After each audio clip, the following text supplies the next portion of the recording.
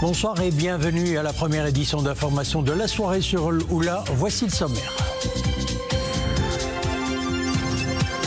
Le Conseil suprême du Conseil de coopération des États arabes du Golfe réaffirme son soutien à la marocanité du Sahara et salue la résolution 2797 du Conseil de sécurité de l'ONU, une position réitérée dans son communiqué final sanctionnant les travaux de sa 46e session tenue dans la capitale du Bahreïn, Manama.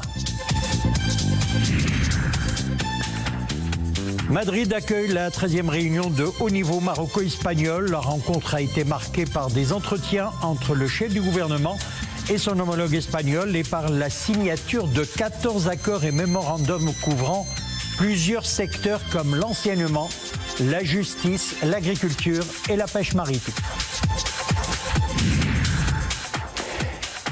Et puis nous irons à Marrakech où la fondation du Festival international du film va au plus près des plus démunis. Comme chaque année, elle organise la campagne médicale de lutte contre la cécité. Plus de 400 opérations de la cataracte seront réalisées dans le cadre de cette initiative de solidarité. Comme annoncé en titre, le Conseil suprême du Conseil de coopération des États arabes du Golfe réaffirme la marocanité du Sahara dans son communiqué final sanctionnant les travaux de sa 46e session tenue dans la capitale du Bahreïn, Manama.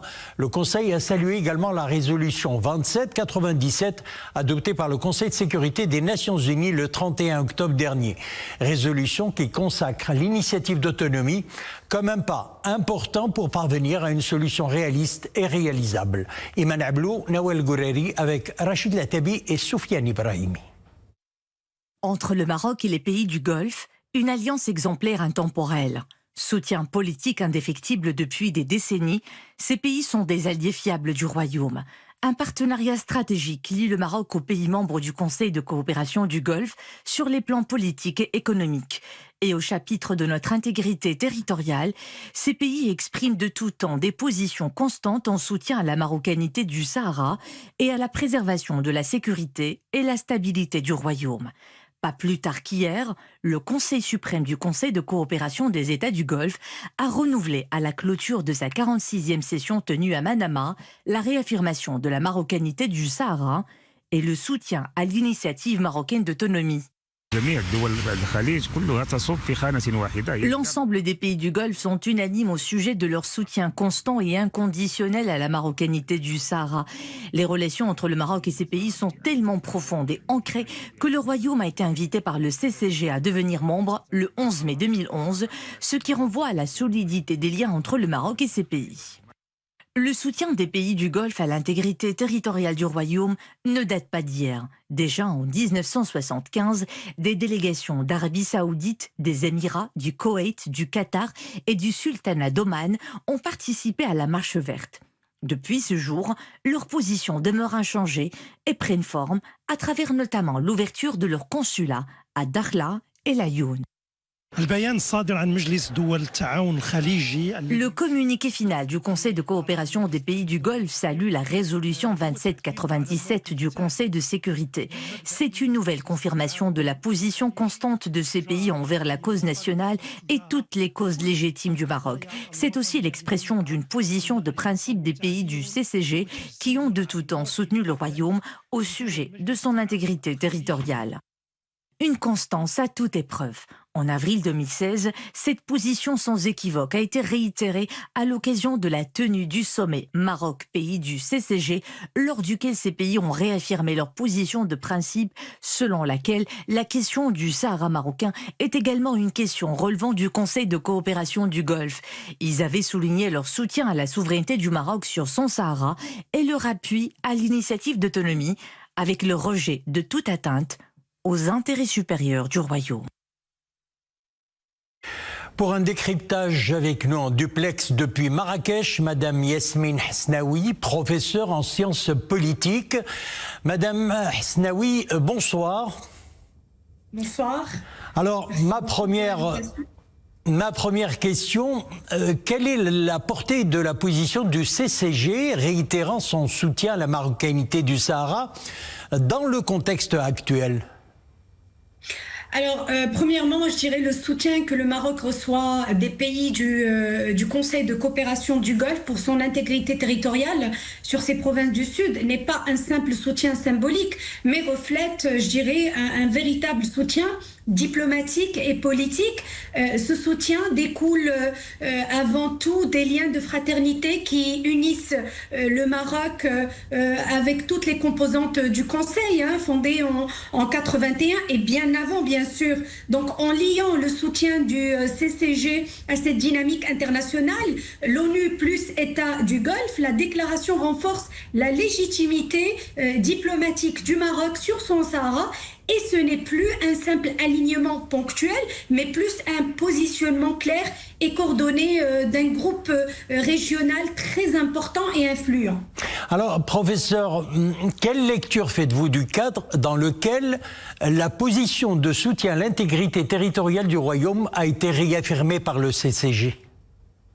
Alors, lors de cette session, 46e session, comme ça a été expliqué dans le reportage du CCG à Manama, la position de soutien à la marocanité du Sahara, pour moi, n'est pas inédite. Pourquoi ? Car plusieurs pays, plusieurs États du Golfe et leurs institutions collectives avaient déjà dans le passé affiché, je dirais, un appui de souveraineté marocaine sur ces provinces du Sud, mais l'actualisation de cette déclaration coïncide bien sûr avec un regain d'attention internationale et est destiné à consolider un consensus, je dirais, arabe-golfique autour du Maroc dans un contexte, je dirais, de recomposition géopolitique régionale et globale. Donc, ce soutien du CCG renforce la légitimité diplomatique du Maroc sur le plan régional. Il ajoute aussi une voix collective, influente, ce qui pèse dans les arènes internationales, que ce soit à l'ONU ou dans le cadre de la diplomatie africaine ou aussi dans le cadre de l'Union européenne. Donc, c'est quelque chose de très, très important. Cette actualisation est quelque chose de très, très important pour la clôture définitive de ce dossier artificiel. Justement, l'importance de cette déclaration réside aussi dans le poids du Conseil suprême de coopération des États arabes du Golfe au niveau de l'échiquier international. Vous en parliez à l'instant. Alors, moi, je vais commencer par dire que le CCG est un acteur régional influent. Ses membres comptent, je dirais, de pays riches et stratégiques du Golfe, dont certains jouent un rôle très, très important dans les affaires internationales. Donc, en répondant à votre question, le fait qu'il réaffirme qu'il y a collectivement le soutien, leur soutien à la souveraineté la souveraineté du Maroc sur son Sahara donne une position je dirais donne à cette position une dimension de bloc. Ce n'est plus seulement un ou deux pays, mais c'est un groupe régional important. Donc, au niveau de l'échiquier international, cela signifie, premièrement, une légitimisation accrue du plan d'autonomie à travers un soutien collectif et institutionnel. Deuxièmement, ça a un effet d'entraînement diplomatique où, avec un appui maintenant commun du CCG, ça peut encourager d'autres pays à emboîter ce pas collectif. Troisièmement, ça a aussi un poids diplomatique dans les arènes multilatérales, que ce soit à l'ONU ou dans les organisations internationales. Quatrièmement, cela donne aussi une dimension économique et sécuritaire où les États du Golfe sont des partenaires économiques et politiques majeurs et leur soutien sécurise un contexte favorable, bien sûr, à des investissements, ce qui peut attirer davantage d'acteurs internationaux vers les provinces du sud du Maroc, rendant concrète la souveraineté marocaine sur son Sahara. Et bien sûr, cinquièmement, c'est l'affaiblissement de la narrative artificielle du Polisario et du leadership algérien. Voilà. Alors, ma dernière question, Yasmine Hasnaoui, que nous dit cette déclaration sur la place qu'occupe le Maroc auprès du CCG en tant que partenaire stratégique ?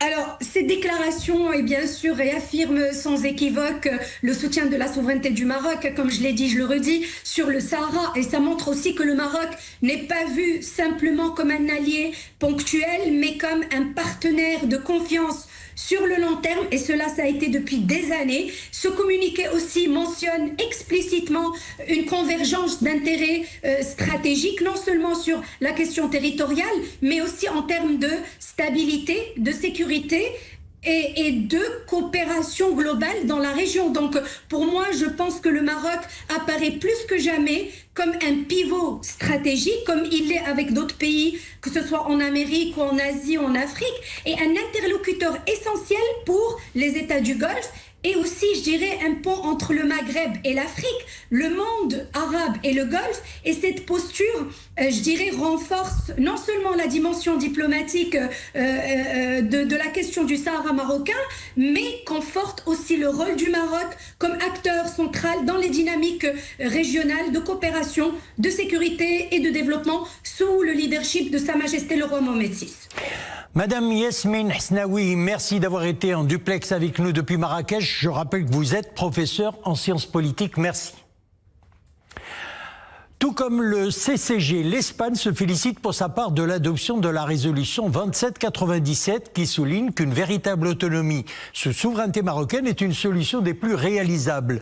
Cette prise de position intervient dans le cadre de la 13e réunion de haut niveau entre l'Espagne et le Maroc qui se tient à Madrid, réunion présidée par le chef du gouvernement Aziz Akhnouch et le président du gouvernement espagnol Pedro Sánchez. Cette rencontre de haut niveau a été d'ailleurs marquée par la signature de 14 accords et mémorandums d'entente couvrant plusieurs secteurs vitaux.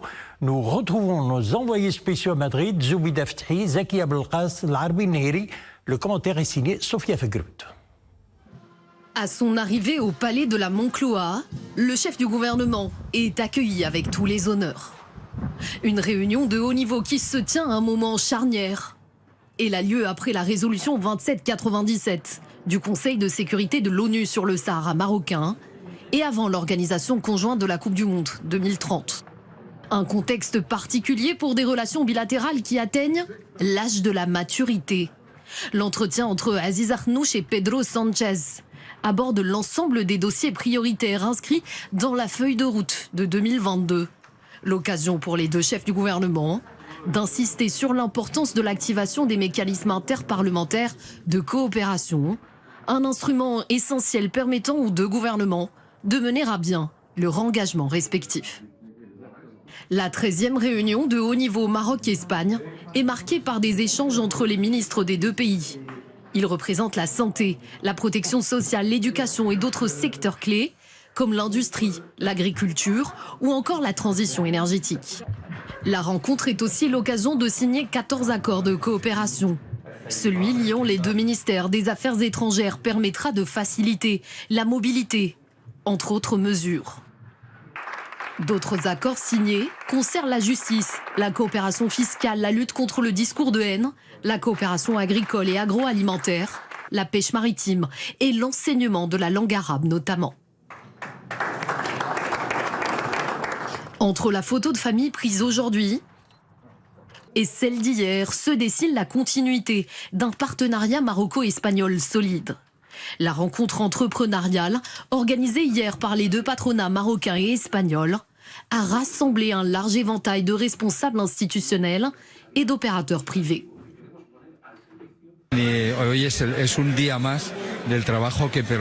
La rencontre s'inscrit dans le cadre de notre action continue auprès des entreprises marocaines. Comme l'a rappelé le chef du gouvernement marocain, les 900 entreprises espagnoles établies au Maroc témoignent d'une relation économique ancienne et solide. Ces rencontres organisées conjointement avec nos deux gouvernements facilitent et approfondissent ce dialogue que nous voulons renforcer.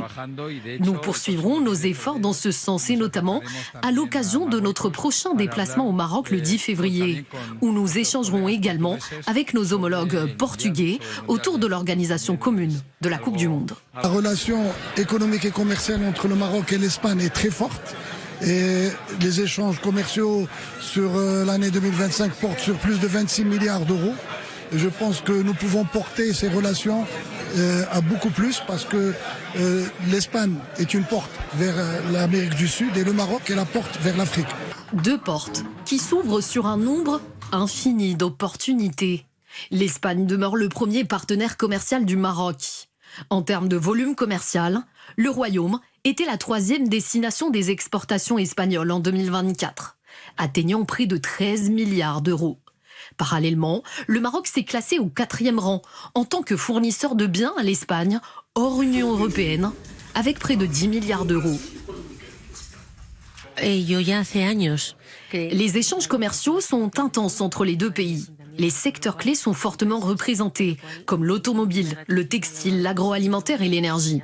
Le climat des affaires est très favorable au Sahara marocain, où de nombreuses opportunités existent. Je travaille depuis des années dans les provinces du Sud, où j'ai établi des implantations d'entreprises. Donc la décision du Conseil de sécurité ne fait que confirmer ce que nous faisons déjà depuis des années. Je pense que les provinces du Sud sont un espace important pour développer les affaires dans des domaines très spécifiques, mais très puissants à l'échelle mondiale. Et sans aucun doute, on y travaille et on y collabore de plus en plus. La complémentarité stratégique entre le Maroc et l'Espagne ouvre de vastes perspectives pour la création de chaînes de valeur régionales, l'accès à de nouveaux marchés et le développement de projets conjoints structurants. En définitive, ce forum n'a pas seulement réaffirmé la volonté des deux nations d'avancer ensemble. Il a scellé l'ambition partagée de tracer côte à côte des routes qui relieront demain l'Europe, l'Afrique et l'Amérique latine.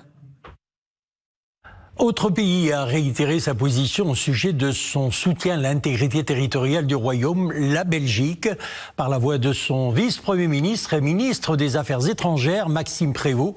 Bruxelles confirme son engagement d'agir sur les plans diplomatiques et économiques en cohérence avec sa nouvelle position sur le Sahara marocain. Je vous propose d'écouter le vice-premier ministre et ministre belge des Affaires étrangères qui s'exprime dans le cadre d'une réunion de la Commission des Affaires étrangères à la Chambre des représentants belges. La Belgique a eu l'occasion, moi-même aux côtés du ministre Bourita, de pouvoir ici à Bruxelles signer un accord qui permet d'être plus volontariste sur la reconnaissance par la Belgique de la souveraineté marocaine dans cette zone du Sahara, bien entendu avant même que l'ONU se positionne avec sa résolution, ce qui témoigne de notre volonté de pouvoir consolider cette amitié de longue date que nous entretenons entre nos deux peuples et deux nations, bien sûr avec la volonté de s'inscrire comme toujours dans le respect du droit international, cette volonté de trouver une solution mutuellement acceptable sous l'égide des Nations Unies, mais avec la conviction qu'effectivement le plan marocain est celui qui aujourd'hui nous apparaît être l'option la plus crédible, la base la plus acceptable, la plus sérieuse pour la résolution du conflit. Dans l'actualité législative, la Chambre des conseillers a adopté aujourd'hui à la majorité la première partie du projet de loi de finances au titre de l'année budgétaire 2026. Telle qu'amendée, la première partie du PLF a obtenu l'aval de 38 conseillers, tandis que 12 s'y sont opposés et 7 se sont abstenus lors d'une séance plénière. Allons à Marrakech, donc à présent, qui vit toujours au rythme de son festival international du film. Le festival, ce n'est pas uniquement un espace de projection d'œuvres du 7e art ou de rencontres entre les grandes figures cinématographiques internationales.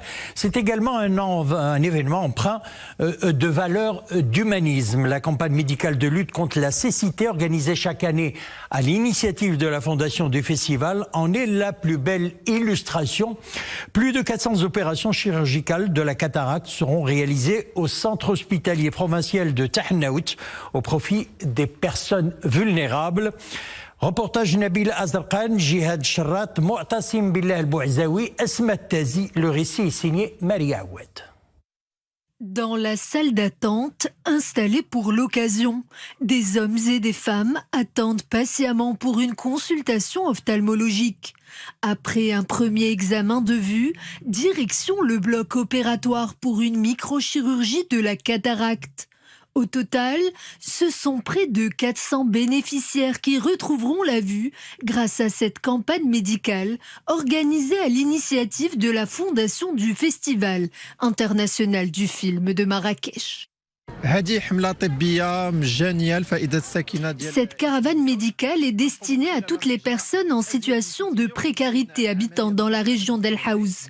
Nous avons réalisé jusqu'à maintenant plus de 350 interventions. Au niveau de l'œil, ce sont principalement des cataractes ou des petites opérations de la cornée.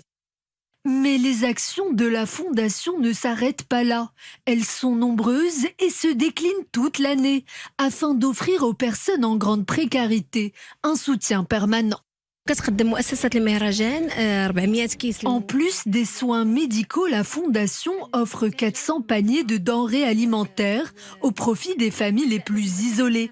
D'ailleurs, il y a 3 campagnes annuelles qui sont organisées entre les professionnels de santé et les citoyens afin qu'il puisse y avoir un suivi médical constant. Organisée comme chaque année en marge du Festival du film de Marrakech, l'opération a aussi attiré des artistes marocains venus soutenir l'initiative et porter haut et fort les valeurs de la Fondation. J'ai décidé de venir sur le terrain pour voir de mes propres yeux comment se déroule cette caravane médicale qui a lieu chaque année en marge du festival. C'est vraiment important pour moi d'être là et de constater tout le travail qui est fait par toute cette équipe médicale qui vient en aide aux populations isolées. Cette caravane est une très belle initiative et je suis très heureux d'être là car le festival ne s'arrête pas seulement aux paillettes. Il permet aussi de s'ancrer dans la réalité et j'aime constater qu'il y a un tas de monde bienveillant qui soigne les malades les plus isolés de la région. Au cœur du festival, la caravane médicale trace elle aussi sa propre narration. Venir en aide aux plus démunis, tout en rappelant que l'essentiel se joue aussi sur le terrain de l'humanisme et du don de soi.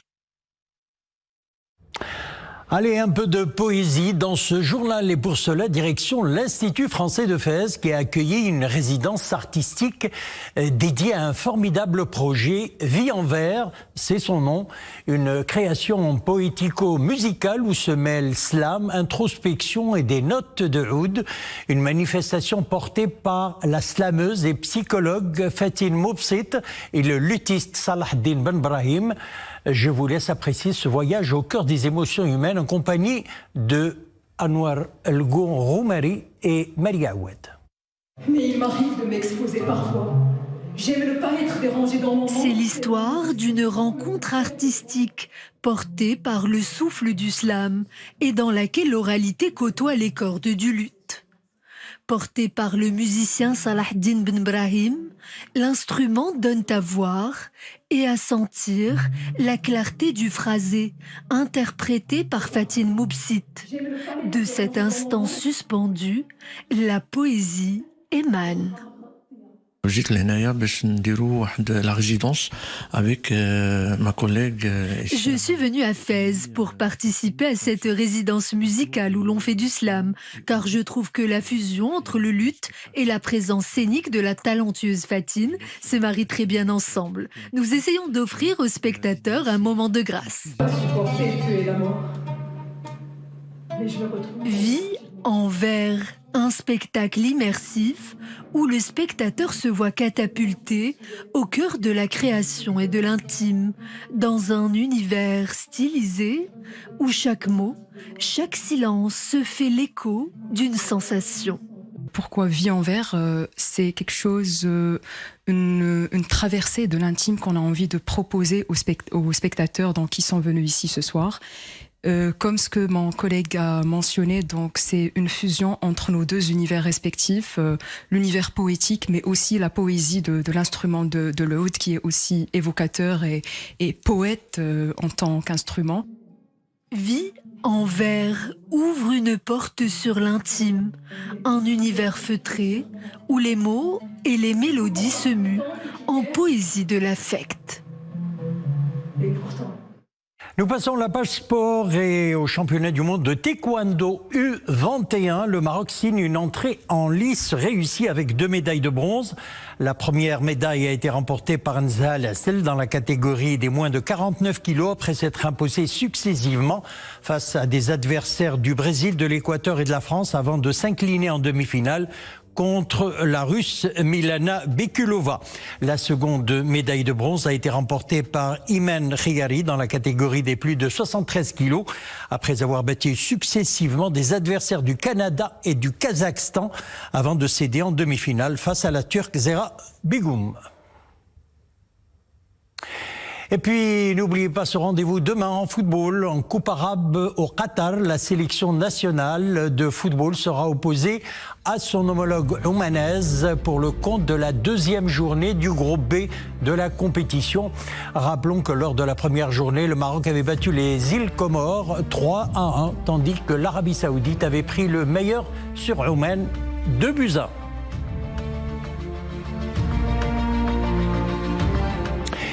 Et des nouvelles à présent de la CAN 2025. La Confédération africaine de football et la chaîne de télévision britannique Channel 4 viennent de conclure un accord permettant de diffuser gratuitement au Royaume-Uni la totalité des matchs de la Coupe d'Afrique des Nations qui se déroulera dans notre pays du 21 décembre au 18 janvier 2026. L'accord qualifié d'historique fera de Channel 4 le diffuseur exclusif des matchs de la Coupe d'Afrique des Nations en Grande-Bretagne. Voilà, c'est tout pour ce soir. Merci de nous avoir suivis. On se donne rendez-vous demain, 18h30.